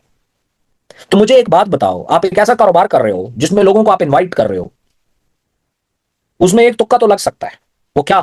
कि उस बंदे को अपने तौर पे कहानी समझ आ जाए कि यार मैंने काम कैसे करना है, छोड़ो ऊपर नीचे लेफ्ट राइट दिस दैट, मैं खुद से इस काम को कर सकता हूं या नहीं। तब तो वो आएगा, उसे इससे कोई कंसर्न नहीं कि तुम कर सकते हो या नहीं, वो उठेगा और करना शुरू कर देगा। लेकिन ये 100 में से एक होता है, बल्कि गलत सॉरी, 1000 में से एक, 1000 में से एक इस नेचर का होता है जो कहता है जन्म में गया ऊपर से। वो आपने डायलॉग सुना है, मैं कल्ला ही काफी हूं, तो वो इस नेचर का होता है कि मैं कल्ला ही काफी हूं, तो वो तो भाई 1000 में से एक होता है। अदरवाइज कुछ लोगों को कॉन्फिडेंस चाहिए होता है कि क्या जो मुझे बुला रहा है इसका खुद भी कोई इंटरेस्ट है, खुद भी इसको यकीन है इस पे। मैं आपको एक बात बताता हूं, मुझे आप एक एग्जाम्पल दें। अगर आप का कोई घर में बीमार है और मैं आपको कहता हूं यार फलाने डॉक्टर के पास चले जाओ, बहुत अच्छा डॉक्टर है, तो शायद ये बात इतनी आपको वो नहीं करेगी, क्योंकि आप डॉक्टर तो बहुत सारे हैं, फलां के पास चले जाने से क्या होता है? एक अननोन बंदा आता है, वो देखता है आपके घर में कोई बीमार है, तो वो कहता है यार फलाने डॉक्टर के पास चले जाओ, मेरी वालदा की भी यही बीमारी थी और हमने वहीं से दवाई ली, हम ठीक हो गए। हालांकि आप उस बंदे को जानते भी नहीं, अब आप लाजमी जाओगे, क्योंकि उसने आपके सामने पर्सनल एक्सपीरियंस रख दिया। मेरे वाले डॉक्टर के पास नहीं जाओगे जो मैंने रिकमेंड किया, क्योंकि मैंने तो जस्ट एक मशवरा दे दिया, कोई फर्क नहीं पड़ता। उसके साथ लाजमी जाओगे जिसका पर्सनल एक्सपीरियंस हुआ है। तो हम में से ज्यादातर लोग कारोबार में जो चीजों ने पहले रोक रखती है वो है रिस्क। रिस्क एक वाहिद चीज है जो कारोबारी दिमाग और एक ऑर्डिनरी दिमाग इसको अलग अलग करती है। जैसे बीज जो है ये फसल को और घास फूस को अलग अलग करता है। अगर आपने किसी खेत में बेतरतीबा भी बीज डाला तो जो कुछ निकलेगा वो वैल्यूएबल होगा, वो फसल कहलाएगी, चाहे टांडे हो, बाजरे हो, गंदुम हो, चावल हो, वट्सएवर कुछ भी हो। बीज डाला गया, नहीं डाला तो जो कुछ निकलेगा वो घास फूस है और उसकी कोई वैल्यू नहीं।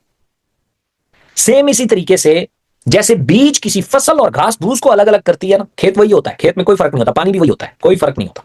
इसी तरीके से कारोबार और कारोबारी माइंडसेट और एक ऑर्डिनरी माइंडसेट को जो चीज अलग अलग करती है उसे रिस्क कहते हैं।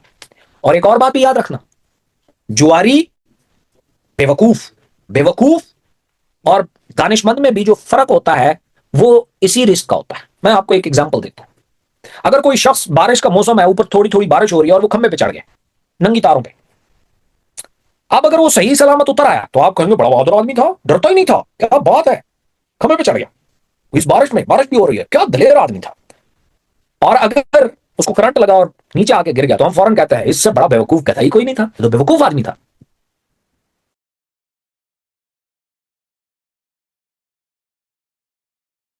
फर्क बिल्कुल सूत्र का होता है। उससे इधर हुए नहीं तो आप बेवकूफ नहीं बने, उससे इधर हुए नहीं तो आप बहादुर नहीं। इसी तरीके से हम बहुत सारी वीडियोस देखते हैं, जो कोई चोर आते हैं, किसी डकैत किसी से कुछ ले रहे होते हैं, अगर वो लेने में कामयाब हो जाए और वो बंदा जो है वो चोरी को रोक ले, यानी वो उन्होंने चीज छीनी, उसने हमला किया और उनसे उनकी डकैती को नाकाम बनाया, हम कहते हैं लड़के की बहादुरी देखो, बहुत बहादुर लड़का था। और अगर वो गोली ठोक के चले जाए, हम कहते हैं जान चीजें आनी जानी की होती हैं, जान दाव पे नहीं लगानी चाहिए थी, ये बेवकूफी नहीं करनी चाहिए थी। ओ भाई, वो जो बेवकूफी उसने की ना, वो उसी हीरो पति बनने के चक्कर में की जिसको आप हीरो बना रहे थे। काम उस दोनों ने एक ही किया है, एक में एक भारी पड़ गया, एक में ढीला पड़ गया। जब चोर ने फाइट ठोक दिए तो आपने उसे बेवकूफ बना दिया, और वही चोर पकड़ा जाता तो आप इसको बहादुर कह देते। यही सूत्र सूत्र फर्क होते हैं। ये रिस्क अगर ये ब्लंडर हो तो आप बेवकूफ बन जाते हैं। यानी कुछ लोग ऐसे होते हैं मेरा एक दोस्त है, वो रिसेंटली उसने मुझे एक एप्लीकेशन भेजी, उसने कहा उसका इसके साथ क्या लेना देना। मैंने थोड़ा सा चेक किया, मैंने कहा यार ये तो आरओआई टाइप लगती है कि पैसे जमा कराओ तुम्हें मंथली पैसे मिलेंगे, ये वो, तो ये सब स्टूपिड होता है, ये वो आगे से मेरे से बहस करने लगा। मैंने कहा बहस क्यों कर रही, तुमने पूछा, मैंने जवाब दिया, वो नहीं ये है वो, मैंने यूं रिसर्च, मैंने कहा पैसे तो नहीं लगा दी, हाँ मैंने 6 लाख रुपए लगाया। मैंने कहा फिर तुम्हें मुझे चेक ही नहीं कराना चाहिए, इससे बढ़ के और क्या सितम होगा हम पे मुनीर। मशवरा मांगा है उसने फैसले के बाद। मैंने कहा आपको मशवरा ही नहीं मांगना चाहिए जब आप पैसे लगा चुके हो। तो आखिर में मुझे कहता है बातें तो आपकी ठीक है लेकिन अल्लाह मालिक है देखी जाएगी। और फिर एक हफ्ते बाद वो कंपनी भाग गई। फिर आज भी सर पीटता है, यार इतना बेवकूफ मैं कैसे था। मैंने कहा बात यह है, वो कहता है रिस्क लेंगे तो कुछ होगा, मैं ये रिस्क नहीं होता, ये ब्लंडर होता है। रिस्क हमेशा लॉजिकल और कैलकुलेट। जब मैं लोगों को कहता हूं, मुझे किसी ने कहा ये मुख्तलिफ कंपनीज में और आपकी कंपनी में क्या फर्क है, वो मुझे भी कहने लगा। मैंने कहा जी अब कैलकुलेटेड रिस्क और अनकैलकुलेटेड रिस्क या ब्लंडर में क्या फर्क होता है। आपने 6 लाख रुपए लगाए, कहता है हाँ जी। किसी बंदे को जानते हैं ना जी, कोई ऑफिस मौजूद है ना जी, कोई प्रोडक्ट मिली बदले में ना जी, सिर्फ क्या मिलना है प्रॉफिट। और वो प्रॉफिट इतना ज्यादा है कि आप सारी चीजों पे कंप्रोमाइज कर गए। ऑफिस नहीं है कोई बात नहीं, बंदों को जानते हैं कोई बात नहीं, क्या नाम है, कोई प्रोडक्ट मिलेगी इसके बदले में कोई वारंटी गारंटी मिलेगी, कोई बात नहीं, नहीं मिलेगी। प्रॉफिट तो देखो, ये है लालच पे पर्दा, यानी अक्ल पे पर्दा, लालच है, ये ब्लंडर है। अगर मैं किसी को 6 लाख रुपया दे रहा हूं और उस बंदे को भी मैं थोड़ा बहुत जानता हूं, उसका अकाउंट नंबर भी मैंने देख लिया, या मैं अकाउंट नंबर में डालूंगा पैसे, और फिर उसकी कोई मैंने ये भी देख ली कहां मौजूद है, कहां कोई ठिया ठुआ है, कोई घर है, कोई चीज मौजूद है नहीं है। और अगली चीज है कि मैं ये देखता हूं कि इन 6 लाख के बदले में मेरे पास वैल्यूएबल क्या चीज आई, कोई गारंटी आई, कोई चेक आया, कोई प्रोडक्ट्स आ गई हाँ जी, अब मैं सिक्योर हूं ना। अब इसके बाद भी अगर कोई ब्लंडर हुआ तो वो इनके अलावा होगा, जो मुझे सीखने के लिए कुछ देगा। लेकिन इतना रिस्क, ये कैलकुलेटेड है, मेरा सब कुछ दाव पे नहीं लगा। मैंने 6 लाख रुपए की प्रोडक्ट ली, तो 6 की नहीं बिकेगी, 5.5 की बिक जाएंगी, 5 की बिक जाएंगी होलसेल पे। चलो एक एक करके नहीं बिकती, होलसेल पे 5 लाख की बिक जाएगी, लाख रुपए नुकसान हो गया, चलो समझ भी आता है। नहीं तो 6 लाख रुपए डाला किसी अकाउंट में डाला, कल अगर कहीं कुछ हो गया तो मैं कम से कम पकड़ सकता हूँ यार ये कौन बंदा था, कहां पे था, कोई इन्वेस्टिगेशन को पीछे जा सकता हूं, कुछ मामला हो सकते हैं। बाकी तो ब्लंडर है। तो ये रिस्क रिस्क हमेशा इस तरह कैलकुलेटेड होता है। इकोनॉमिक्स में भी काम करते हुए मैं लोगों को देखता हूं वो कैसे काम कर रहे हैं। वो ऐसे काम करते हैं कि वो लोगों को कहते हैं ये बहुत अच्छी प्रोडक्ट है, बहुत अच्छा मार्केटिंग प्लान है, बहुत कुछ अच्छा है, तुम ले लो। मैं नहीं लेता। जब आपका माइंडसेट ये है तो सर जी ये कहां होता है।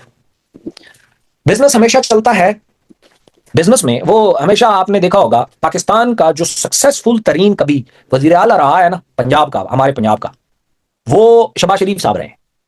बड़े कामयाब तरीन ये वजीर आला पंजाब रहे हैं। फिर इन्हें मौका मिला वजीर आजम बनने का।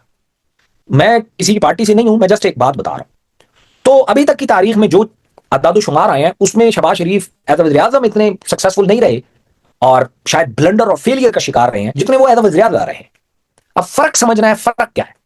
जो वजीर आला होता है ना, ये सूबे में तरक्याती काम करता है क्योंकि इसे वफाक की तरफ से पैसा मिलता है। इसके पास एक स्किल होती है, लगाना कैसे। समझ आ रही है, पैसा लगाना कैसे, सिर्फ एक स्किल होती है, पैसा लगाना कैसे। ये भी बहुत बड़ी स्किल है। जब वजीर आजम बनता है तो वफाक में आता है, अब सिर्फ एक स्किल नहीं चाहिए, पैसा लगाना कैसे, पैसा आएगा कहां से ये भी सोचना है। तो कारोबार में और जॉब में पैसे के मामले में यही फर्क होता है। जॉब में सिर्फ आपको पैसा आता है, आप टाइम देते हैं, कीमत अदा करते हैं, सर्विसेज देते हैं, आपको उसके बदले में पैसा आता है। बिजनेस में पैसा आता है, आपको यह भी सीखना है कि पैसा मैंने फिर लगाना कहां कहां है जिससे मेरा कारोबार बढ़े।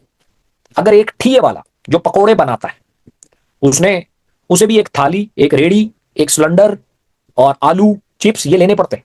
जैसे ही वो थोड़ी सी कमाई शुरू करता है, वो पहला काम ये नहीं करता कि बेहतरीन सा मोटरसाइकिल या गाड़ी रेंट पे निकलवा ले या उस पे निकलवा ले किस्तों पे। वो पता है क्या करता है, वो पहले टेबल और कुर्सियां लेता है कि यार यहां लोग आके खड़े होके खाते हैं, तो मैं तो कुर्सियां रख देता हूं, ताकि वो पहले दिन नहीं रखता, कुछ टाइम बाद। दूसरी दफा वो छप्पड़ का इंतजाम करता है कि यार कोई शेल्टर बना लिया जाए। तीसरी दफा वो पैसे जो कमाता है वो लगाता है कि यार साथ पेप्सी भी रख लो। ऐसे करके बिजनेस फैलते हैं। बिजनेस में दो टू वे कम्युनिकेशन चाहिए आपके माइंड को, आना कैसे है, लगाना कैसे, सेम टाइम। लेकिन जॉब में या घास फूस में तो ये भी नहीं पता होता कि पैसा आएगा कैसे, और जॉब में सिर्फ ये पता होता है पैसा आना है।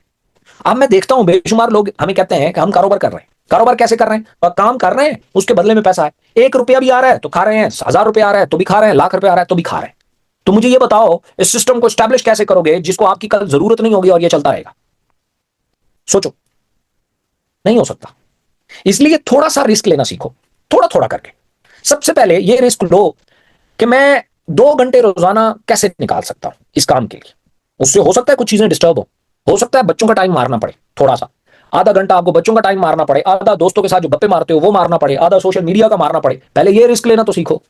यहां मेरे पास लोग आते हैं, मैं अक्सर इसकी एग्जांपल देता हूं, वो कहते हैं सर हमें इकोनॉमिक्स में 1 साल हो गया, हमें तो कुछ भी नहीं मिला, हमारा तो कुछ बना ही नहीं। मैं कहता हूं 1 साल कैसे हुआ? सर मैंने मार्च 2000 या अप्रैल 2025 में ज्वाइन किया था, अब अप्रैल 2026 आ गई है। अब आप अंदाजा करो जुल्म क्या करते हैं। वो सोने वाला टाइम भी इकोनॉमिक्स के खाते में डालते हैं, शादी ब्याह के चक्कर वाला टाइम भी इधर ही डालते हैं। यानी आप इस दौरान सोए भी हो 1 साल में? हाँ जी सोए हैं। अगर 12 घंटे सोया, 12 घंटे जागा है, तो इस साल में 6 महीने तो वो सोए है और 6 महीने जागा है, और सोने वाले 6 महीने भी उसने इसी काम के चक्कर में डाल दिए जी, ये भी इसी के खाते में। अच्छा, अगर इसमें शादी ब्याह पे गया है, अगर उसमें बीच में बच्चों को टाइम दिया, खेलने कूदने में गुजार, वो सारा टाइम उठा के इसी में डाल देते हैं और फिर कहते हैं हमें तो कुछ मिला ही नहीं। इसके मुकाबले में आप एक प्राइवेट जगह पे जॉब करते हो, जब आप जॉब करते हो वो आपसे 8 घंटे मांगते हैं, 240 घंटे आपसे मांगते हैं महीने के, फिर आपको 240 घंटे का 30, 40, 50 हजार रुपया पे करते हैं। इस 240 घंटे में आप मुझे सो के दिखा दो, आप मुझे शादी ब्याह पे जाके दिखा दो, आप मुझे बच्चों को टाइम दिला के दिखा दो, बेटा आपका कह रहा हो कि आज मेरा दिल चाह रहा है कि मेरा बाप मेरे साथ घूमे फिरे, आप कहते हैं नहीं बेटा मैंने जॉब पे जाना। लेकिन इकोनॉमिक्स की दफा दफा करो ट्रेनिंग, और दफा आज पुत्र हम अयाशी करेंगे, आज लूडो खेलेंगे। दो बेटे को तो छोड़ दो, फिर भी वो वैल्यूएबल चीज है, वो सोशल मीडिया स्क्रॉलिंग पे इतना टाइम गुजार देते हैं। तो अगर आप 240 घंटे महाना 30, 40 हजार के लिए स्पेंड कर सकते हैं, कारोबार क्या करता है? कारोबार भी यही टाइम की सारी बात होती है। होता क्या है कारोबार में? कारोबार में 10 हजार घंटे अगर एक कारोबार के चलने के लिए चाहिए ना, 10 हजार घंटे, तो कुछ लोग जो वाकई एंटरप्रेन्योर माइंडसेट के होते हैं वो महीने में 240 घंटे काम नहीं करते, वो महीने में 800 घंटे काम करते हैं। 800 घंटे, और फिर वो मुसलसल करते रहते हैं। अब ये 10 हजार घंटे अगर काम करना है, या तो साल में 1000 घंटे करो, 10 साल में काम आपका चल पड़ेगा। अगर वो 10 हजार घंटे आप 2 साल में कर लो तो आपका 2 साल में वही काम चल पड़ेगा। ये इंटरनेशनल लॉ है, 10 हजार घंटे मेरा नहीं है भाई। वो कहते हैं किसी भी काम को आप 10 हजार घंटे दो वो चल पड़ेगा, लेकिन वो उस काम का टाइम हो। तो पहला रिस्क क्या लेना है कि रोजाना 2 घंटे निकालें, महीने के 60 घंटे बनते हैं, कोई रोला ही नहीं है। बीच में छुट्टी करनी पड़ जाए किसी एक दिन जो बहुत जरूरी हो तो कर देना, अगले महीने अगले दिन 4 घंटे काम कर लेना, लेकिन 2 घंटे। पहला रिस्क ये है, अगर ये आप ना ले पाए, इसमें आप सक्सेसफुल हो गए ना हुए, तो आगे आप कैसे होंगे? Regular time. नंबर 2, यानी अपना ये रखोगे यार मैंने 60 से 70 घंटे पर मंथ काम करना ही करना है, तो उस जॉब से कितना बेहतर हो गया। और फिर आप इस हिसाब से कैलकुलेट करें। मैं लोगों को कहता हूं ये जो 1 साल मुझे गिनवा रहे हो, मुझे एग्जैक्टली बताओ इसमें कितने घंटे काम हुआ है। घंटों के हिसाब से मुझे बताओ, तारीख के हिसाब से मत बताओ, घंटों के हिसाब से बताओ इस 1 साल में कितने घंटे काम हुआ है। मैं आपको लिख के दूं वो 100 घंटे भी नहीं पूरे कर सकते कि इस 1 साल में हमने 100 घंटे भी काम किया।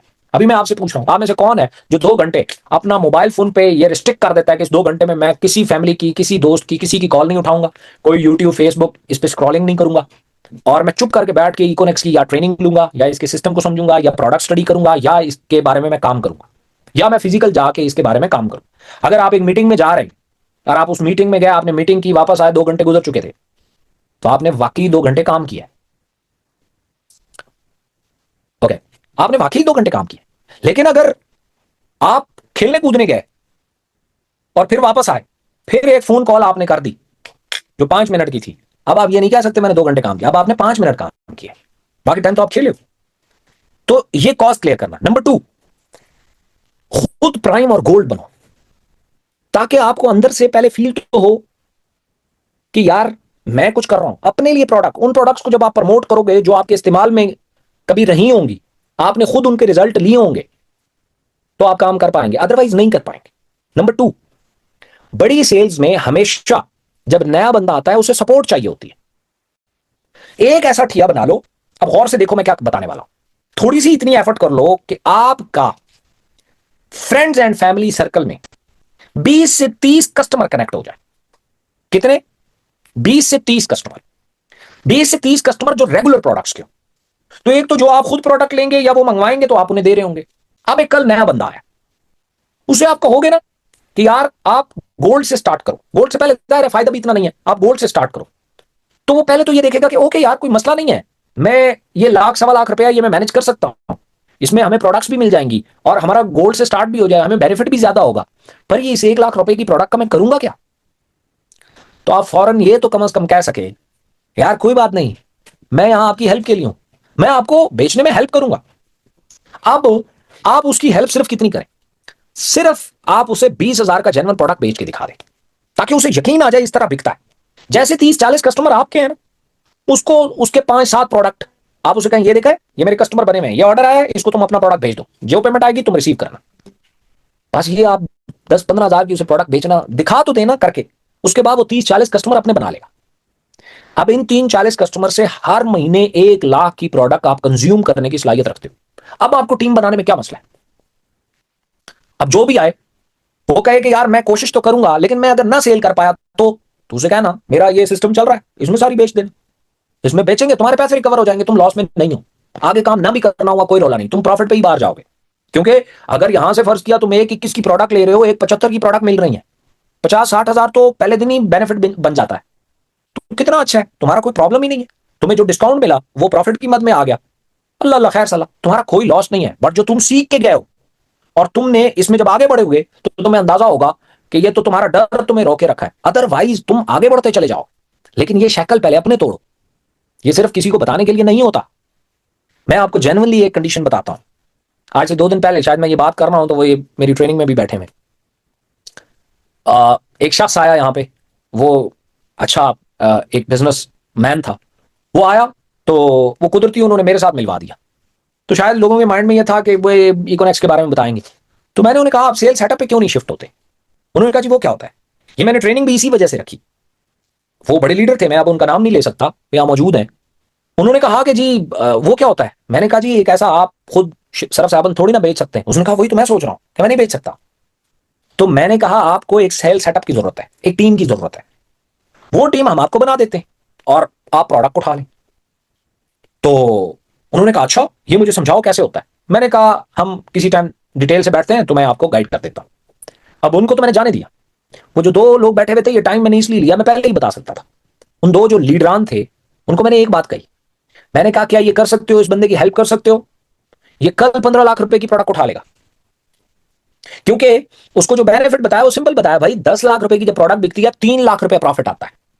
अब जाके पाकिस्तान में जिस बिजनेस में दिल करे जाके देख लो कि क्या 10 लाख रुपए के साथ 3 लाख रुपया बनाया जा सकता है एक मंथ में, 3 हफ्ते में? नहीं बनाया जा सकता। इकोनॉमिक्स में वो पोटेंशियल है, बट यहां सेल सेटअप की जरूरत है। वो सेल सेटअप मैं तो नहीं लगा के दे, मैंने कहा मैं लगा के दे सकता हूं, फिर जाहिर है आप दोनों बाहर।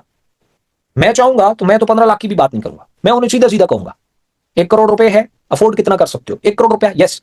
अब मुझे, मैं 1 करोड़ का रिस्क ले रहा हूं, कैसे कि अगर मैं 1 करोड़ रुपया उसका इधर लगवाता हूं और प्रोडक्ट उठा के उसको देता हूं, तो वो सारी घर में तो नहीं कंज्यूम करेगा, उसने तो वो तो बिजनेस करने आया है। तो बिजनेस में ये प्रोडक्ट जो उसको दी ये उसकी गारंटी हो गई, ये उसका रिस्क फ्री हो गया कि यार मैंने जो पैसे दिए उसके बदले में मुझे चेक और स्टाम्प लेने के बजाय मेरे पास प्रोडक्ट आ गया, कल कोड़ियों के भाव भी बेचूंगा तो मेरे पैसे पूरे हो जाएंगे। अब मैंने क्या करना है, मैंने अगर उसे लाइफ टाइम के लिए अपने साथ रखना है, यानी मैंने 6 महीने में, 7 महीने में, 8 महीने में उसका अगर साइकिल घुमाना है, तो मुझे बेसिकली क्या करना है, उसकी इस प्रोडक्ट को सेल करने में उसकी हेल्प करनी है। समझ आ रही है? तो मैंने कहा मेरे लिए बड़ा आसान है, मैं उसे कहूंगा कि 1 करोड़ रुपया लगाया, हाँ 1 करोड़ का, 1 करोड़ का प्रोडक्ट उठाया, 1 करोड़ का उठाया, दैट्स वेरी गुड। अब हमने, वैसे तो हमें डिलीवरी दिस दैट ये के लिए भी कुछ लोग हायर करने पड़ेंगे, तो हम हायर नहीं करेंगे, ये हम सारी चीजें कंपनी के खाते में डाल देते हैं और हम सिर्फ एक बंदा रखते हैं सोशल मीडिया के लिए, उसको हम 30-40 हजार रुपया सैलरी देंगे और उसका क्या नाम है, उसका एड रन करेंगे, वो प्रोडक्ट सेल करेगा यहां से। और हम ये टारगेट बनाएंगे कि 6 महीने में 1 करोड़ का प्रोडक्ट बेचते हैं, हमें 30% बचेगा, 30 लाख रुपया। वो सारे मैं आपको नहीं दूंगा, क्योंकि ये हर बंदा अपने लिए खुद एफर्ट करता है, तो मैं आपकी एफर्ट कर रहा हूं, मैं भी आपके साथ कर रहा हूं, इस 30 लाख में 5 लाख मैं ले लूंगा। तो उसको क्या प्रॉब्लम है, उसे करोड़ के साथ फिर भी 25 आ रहा है, चलो 5 और खर्चा हो गया, वो जो उसने एड रन किया, वो जो बंदा रखा, वो दिस एंड दैट। लेकिन अगर मैं डरता हूं कि वो प्रोडक्ट अभी की तो क्या होगा, सर बिकेगी ही नहीं, यही तो काम मुझे आता है, वो 1 करोड़ की सेल भी नहीं होगी। मैंने उन्हें कहा मैंने अभी इनको इसलिए जाने दिया है कि ये आपका वो है और आपको ये चीज आनी चाहिए। तब उन्हें एक चीज समझ आई कि ओह, नहीं तो वो पहले डर गए कि वो जी बंडल, वो 10,000 लाख रुपए वाली प्रोडक्ट की बात हो जाए। वो भाई, वो बंदा वज़ीर आज़म का एडवाइजर रहा है। उसकी एक इतनी बड़ी कंपनी जो एशिया, इसमें अरब में, क्या नाम है, सऊदी अरेबिया में बेस्ट कॉन्ट्रैक्टर रिवॉर्ड ले चुकी है। उस बंदे को मैं कहूं लाख रुपए की प्रोडक्ट ले लो, इससे बेहतर है मैं उसे लाख 10,000 का खाना खिलाऊं और अपनी दोस्ती बना लूं। बस मुझे कोई चीज नहीं बेचनी उसको। क्या बात कर रहे हो?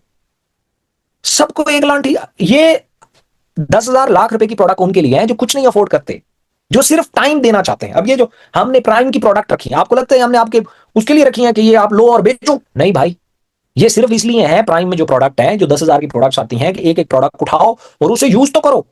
कल आपको कोई ये कह सकता है आपकी प्रोडक्ट किसी काम की नहीं है, मेरे चेहरे पे दाने निकल आए हैं, तो कम से कम आपके पास ये जवाब तो हो ना कि भाई मैं 1 महीने से इस्तेमाल कर रहा हूं, अगर प्रोडक्ट की वजह से दाने निकलते तो मेरे भी निकल चुके होते। इसका मतलब यह है कि तुम्हारी स्किन का कोई प्रॉब्लम है या कोई और चीज है, इसको कुछ अर्सा आप रोक के देखो। हमारे पास लोग आते हैं, सर सर सर इस प्रोडक्ट का तो बड़ा रोला निकला है। जैसे पिछले अरसे में मुझे एक बंदा मिला, वो मोरिंगा यूज करता था। उसने किसी बंदे को उसने मोरिंगा सेल किया। मोरिंगा सेल करने के बाद जैसे ही उसके पास प्रोडक्ट पहुंचा, उसने यूज किया, उसने कहा जी मेरे तो बॉडी से सारी स्मेल आना शुरू हो गई है। मैंने कहा मोरिंगा का स्मेल के साथ क्या ताल्लुक है? उसे कहो खाना है, लगा तो नहीं दिया मजाक किया मैंने। एंड ही सेड नहीं, उसने खाया है। मैंने कहा मोरिंगा की ऐसी कोई फंक्शनैलिटी ही नहीं है, क्या हो गया? वो बाद में हमें पता चला कि मोरिंगा जब डिटॉक्सिफिकेशन करता है, उसकी सबसे बड़ी बीमारी ये थी कि उसको पसीने ही नहीं आता था, पोर्स बंद थे उसके। तो इसने जैसे ही डिटॉक्सिफिकेशन किया है, तो उसके तो जिन लोगों को पसीना नहीं आता और कभी आ जाए, वो इतना स्मेल वाला होता है कि आप सोच भी नहीं सकते, वो रुका हुआ होता है। तो तब वो उससे उसका खैर बाद में मसला हल हो गया। लेकिन अब चूंकि मेरा एक्सपीरियंस था, मैंने कहा मोरिंगा मोरिंगा के क्या ताल्लुक कि वो किसी की बॉडी में स्पेल लिया, उसका इससे कोई ताल्लुक नहीं होता। तो इसीलिए ये जो हम बेसिक प्रोडक्ट देते हैं, ये सैंपलिंग होती है कि यार ये आप यूज करो, आप यूज करो, घर में आप रिजल्ट लो, आप उन प्रोडक्ट को आसानी से डिलीवर कर सकते हैं जिनके ऊपर आपका अपना इत्मीनान हो। अदरवाइज लोग थोड़ी सी कोई बात करेंगे, आप कंपनी को मैसेज कर रहे होंगे, प्रोडक्ट लोग, क्लाइंट ये कह रहा है, क्लाइंट वो कह रहा है, भैया क्लाइंट तो कहेगा, आपको आपके उसमें गुजरी है, आपको रिजल्ट नहीं देती, उस प्रोडक्ट को छोड़ दो, प्रमोट ही मत करो। मैं धड़ल्ले से कहता हूं, जो प्रोडक्ट आपको रिजल्ट नहीं दे रही, प्रमोट ही मत करो। सिर्फ उन प्रोडक्ट को प्रमोट करो जो आपको रिजल्ट देती है। उसके लिए आपके इस्तेमाल से तो कुछ गुजरना चाहिए। तो इसलिए आप अपने शैकल्स तोड़ें, अपने इसको तोड़ें, और अपने छोटे छोटे रिस्क से स्टार्ट करें। टाइम का, पैसे का, इन्वेस्टमेंट का, री इन्वेस्टमेंट का, और फिर अपनी टीम को सपोर्ट करने का। टीम की सपोर्ट का मतलब यह नहीं होता कि मैं बैठ के उनको कहानियां सुनाऊं, ओह यूं कर लो तो यूं कर लो। नो, जो पैसा, जो प्रोडक्ट में उसने पैसा लगाया, मुझे पहली अटेम्प्ट में उसकी प्रोडक्ट सेल कराने में हेल्प करनी है। अब अगर ये बंदा, जो इतना बड़ा बंदा था, उसको अगर मैं 1 करोड़ की प्रोडक्ट दिलवा देता ना, और मैंने उसे 6 महीने का टाइम दिया, लेट्स सपोज कि हम इसको 6 महीने में बेचेंगे, आई एम विद यू, तो एक मेथड तो यह था कि मैं एड रन कराता। दूसरा में यह होता कि यार आप जिस इलाके से हैं, एक पार्टी मीटिंग रखें, बड़ी मीटिंग, जिसमें 50 60 70 बंदा हो। मैं वहां आऊंगा और मैं लोगों को बताऊंगा केमिकल प्रोडक्ट्स और ऑर्गेनिक प्रोडक्ट में क्या फर्क होता है, वहां पे हम बेचेंगे। अब वो कुछ ना कुछ तो एफर्ट करेगा, क्योंकि वो उसमें से प्रॉफिट ले रहा है। वो मेरी एक मीटिंग भी रख देता है ना, मुझे 50 60 कस्टमर एक ही टाइम पे मिल जाएगा। देनी तो मैंने बार बार है। अगर 50 कस्टमर आता है, 6 महीने मेरा कस्टमर रहता है, 6 दफा मेरे से प्रोडक्ट ले जाएगा। यानी अगर उन 50 लोगों ने मेरे से 2 लाख रुपए की प्रोडक्ट ली, 12 लाख रुपए की तो 6 महीने की वो ले लेंगे एक सेशन। तो इतनी तो वो हेल्प मेरी करेगा। तो इस माइंड सेट के साथ, इस रिस्क के साथ खेलें कि हम उन लोगों की भी प्रोडक्ट सेल करने में हेल्प करेंगे। बहुत आसान है। अगर आप 10 लोग जो प्रोडक्ट लेते हैं और आप ये माइंड बनाते हैं कि यार इसको हमने साथ सेल भी कराना है, तो आप सेल सेटअप सीखेंगे और सेल सेटअप लगाएंगे। और जब आप लगाएंगे, किसी को बना के देने से पहले उसे कहो तुम्हारा प्रोडक्ट मैं अपने सेल सेटअप से भेजता हूं, इसको देख के तुम अपना लगा। फिर तो ऑटोमेटिकली बेचनी है, उसकी भी कोई एफर्ट नहीं लगनी। जिस दिन उसे भी सेल सेटअप समझ आ गए, वो आपकी वेट नहीं करेगा। उसे एक बात का पता चल जाएगा कि लाख रुपए की प्रोडक्ट इस इकोनेक्स से अगर मैं लेता हूं और सेल करता हूं, मुझे 30,000 रुपया मिलेगा। समझ आ रही है? So this is the thing. इसी तरीके से प्लान करें, टीमों को जेन्युइनली सपोर्ट करें, और अगर 10 लोग भी आपके साथ आ जाते हैं और इस पैटर्न पे चले जाते हैं, और हर बंदे का एक सेल सेटअप 4 से 5 लाख रुपया सेल जनरेट करता है, एक तो उस बंदे का लाख 20 1.5 लाख रुपया बनेगा। कोई बड़ी सेल नहीं है, आराम से हो जाती है। लाख 1.5 लाख रुपया सेल सेटअप, उसे भी पता होगा यार मोबाइल फोन बेच रहा है, ठीक है, ऑनलाइन सारा आता है उसको, आपने सिखा दिया। जब तक नहीं सीखा, आपने अपना सेल सेटअप उसको दिया, प्रोडक्ट सेल करो, और कुछ भी ना करो, उससे स्टेटस तो लगवाओ यार हर बंदे का 200 बंदा तो व्हाट्सएप पे होता है, एक प्रोडक्ट का स्टेटस लगेगा, उसके 200 बंदे आपके सेल सेटअप का हिस्सा हो जाएंगे। वही सेल सेटअप उसको लगा दो, उसे एक कैटलॉग बनाओ, सब आप लोगों ने ट्रेनिंग ली हुई है, कैटलॉग बनाओ, उसे बना के दो। कितनी देर लगती है? 15 मिनट का काम है, 15 मिनट का टोटल। एक दफा उसे कैटलॉग बना दो सारी प्रोडक्ट्स की। अब उसे समझा दोगे, जैसे ही ऑर्डर आएगा सेम मुझे फॉरवर्ड कर देना है, बाकी छोड़ दो। अब उसे एक पोस्टर पे कहो ये पोस्टर मैं भेजूंगा, आपने स्टेटस पे लगाना है, बाकी बेफिक्र हो जाना है ये कैसे बिकेगी। अब वो इतना तो कर ही सकता है कि उठाएगा व्हाट्सएप पे स्टेटस लगा देगा।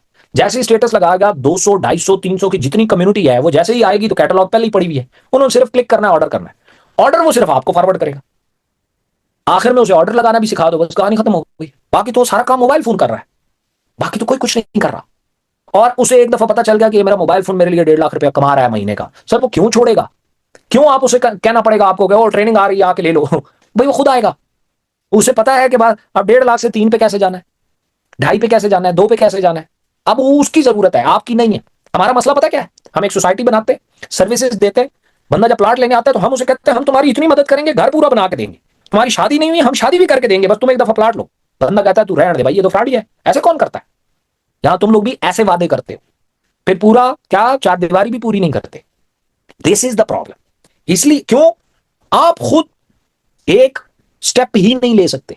मुझे आप एक बात बताओ, अगर आप गोल्ड यूजर नहीं हो, आपके साथ वाला आने वाला गोल्ड यूजर कैसे हो सकता है? आप उसे कैसे कहोगे? मैं जब यहां काम करता था, मैं जब नेटवर्क मार्केटिंग में, जितने भी मेरे दोस्त जानते हैं वो मैं जानता था, वो लोग इस चीज के बारे में जानते थे। मैं लोगों को बताता भाई ये सेटअप है, ये सारा कुछ है, मैं अपने मोबाइल से दिखाता था, मैंने 7 लाख रुपए का बंडल लिया हुआ है, आप जितना अफोर्ड कर सकते हो वही ले लो। आप 1 रुपए का भी बंडल लोगे, 7 लाख का भी लोगे, हेल्प मैं एज इट इज करूंगा, चाहे वो 1 रुपए की हो या 7 लाख की।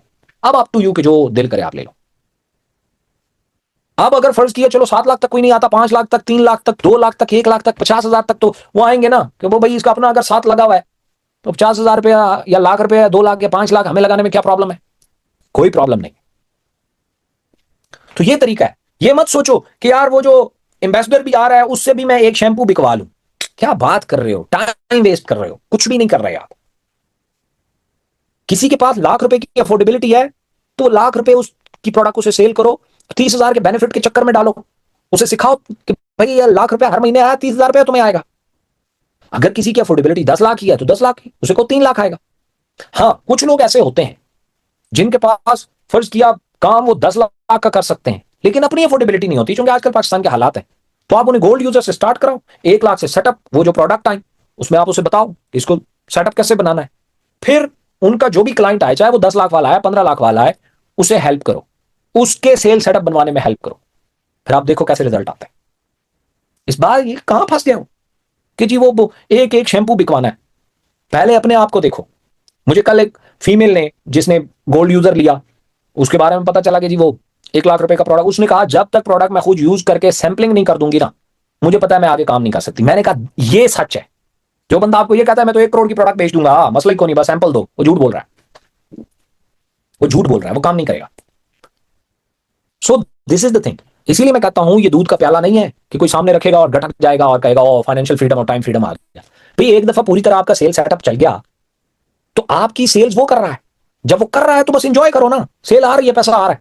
थोड़ी सी जब टीम बिल्ट हो जाएगी तो फिर टीम काम कर रही है, उन्हीं के सेल सेटअप है, आपका सेल सेटअप भी बंद हो जाए, सारा कुछ बंद हो जाए, आपको फिर भी पैसे आ रहे हैं, टीम से अर्निंग आ रही है, आप आगे फिर आप लीडरशिप में चले जाते हो, फिर आप अगले बेनिफिट्स उठाते हो, ओवरराइड उठाते हो, पूल कमीशन उठाते हो, इंसेंटिव उठाते हो, आप फिर उस चक्कर में पड़ जाते हो। तो वो ठीक है ना, लेकिन स्टार्ट तो लो। इसलिए मैं उम्मीद करता हूं कि आप सब लोगों को ये जो टॉपिक था ये मैंने बहुत डीपली छोटे छोटे पॉइंट्स के जरिए समझाने की कोशिश की है कि आप कैसे इन बेसिक्स को आप पकड़ेंगे, सेट करेंगे और आप रिस्क ले पाएंगे। और इस कंफर्ट जोन को आपको तोड़ना पड़ेगा। इसको उठा के फेंक दो 2 साल के लिए, 2 साल के लिए उठा के फेंक दो। जब आपकी ये फाइनेंशियल रोटी कपड़ा मकान और सवारी, ये 4 चीजें पूरी हो जाए, फिर ओढ़ के लेट जाना। तब तक सेल सेटअप बन चुके होंगे, टीम्स बिल्ड हो चुकी होंगी, खास रैंक लग चुके होंगे, फिर कुछ ना कुछ पैसा तो आता ही रहेगा। तो so this is the thing. इसको आप देखें और मैं उम्मीद करता हूं आपको चीजें समझ आ चुकी होंगी। कोई क्वेश्चन हो तो आप मुझसे पूछ सकते हैं, कोई सवाल है तो आप कमेंट्स कर सकते हैं, बाकी सेशन कंप्लीट हो गया।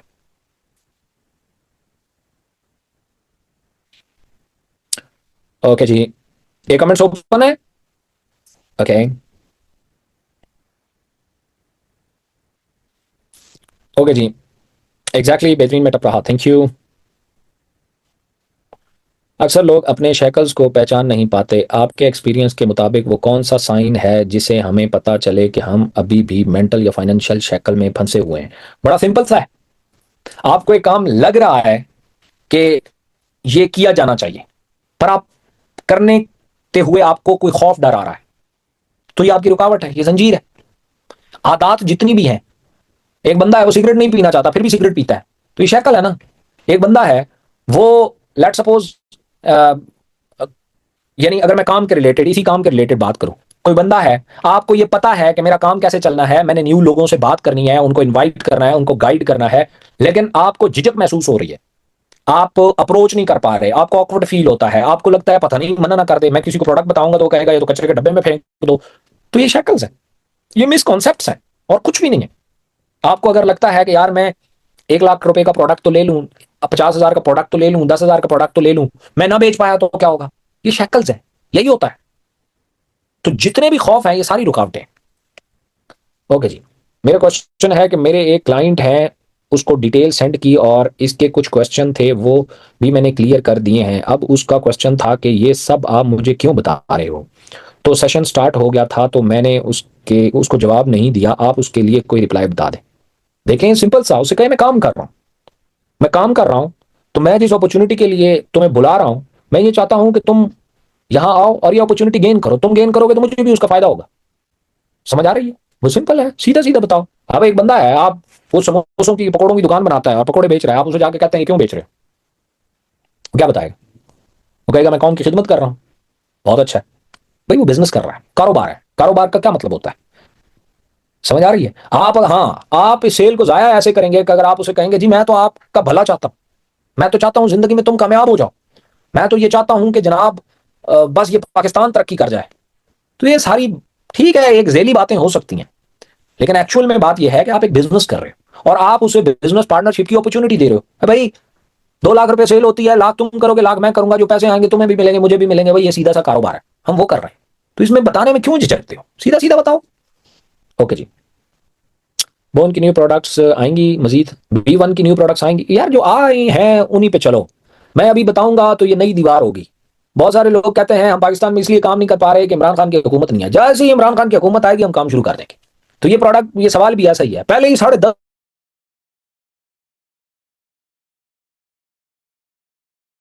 10,000 आएंगी, पता नहीं वो क्या, ये क्यूरोसिटी होती है क्यों हो का, अच्छा चलो कोई नई कहानी, वही वह ऐसा ही होता है। जिस दिन मैं वो एक दफा गया था दुकान पे, मैंने फ्रिज नहीं लेना था, तो मैंने गौर से देखा, उसके सारे फ्रिज देखे, उसके बाद कहा कि वो तुम्हारे पास नीले रंग वाला नहीं है? वो नीले वाला नजर ही नहीं आया। उसने कहा नहीं है। मैंने कहा वही लेना था। कुछ लोग ये बेवकूफी खुद कर देते हैं, खुद ही ऐसी ओवर एक्साइटमेंट में आके ऐसी बातें कहते हैं। आपको पता है, आप ये प्रोडक्ट ऐसे ऐसे पूरा सिस्टम बता देते हैं और बताते हैं अगले महीने हमारा परफ्यूम आने वाला है। वो कहता है गुड, अब सही प्रोडक्ट आपने बताई, बस जैसे ही आ जाए मुझे बता देना, मैं आ जाऊंगा लेने। वो फिर कभी नहीं आता। इसलिए जो है बस उनको सेल करो। ये क्या बात हुई कि जी होंडा का मोटरसाइकिल बहुत अच्छा बिक रहा है और टोयोटा के शोरूम पे आप काम करते हैं, आप कहें मैं तो तब बेचूंगा जब टोयोटा अपना मोटरसाइकिल निकाल के लाएगा, क्योंकि होंडा का बहुत अच्छा बिक रहा है। हाँ नहीं यार, क्या हो गया? जो है बस उसको करो। ओके जी, थैंक यू सो मच। आज के सेशन से 4 ईयर के क्वेश्चन क्लियर हो गए। Thank you so much, you more welcome, nice to meet you. Facing addiction, how to stop addiction, ये बड़ा लंबा टॉपिक है कि हम अपनी आदत को कैसे छोड़ें। मैं कोशिश करूंगा कि मैं नया जो अगला सेशन है वो इसी टॉपिक पे करूं कि आदत एक्चुअल में होती क्या है।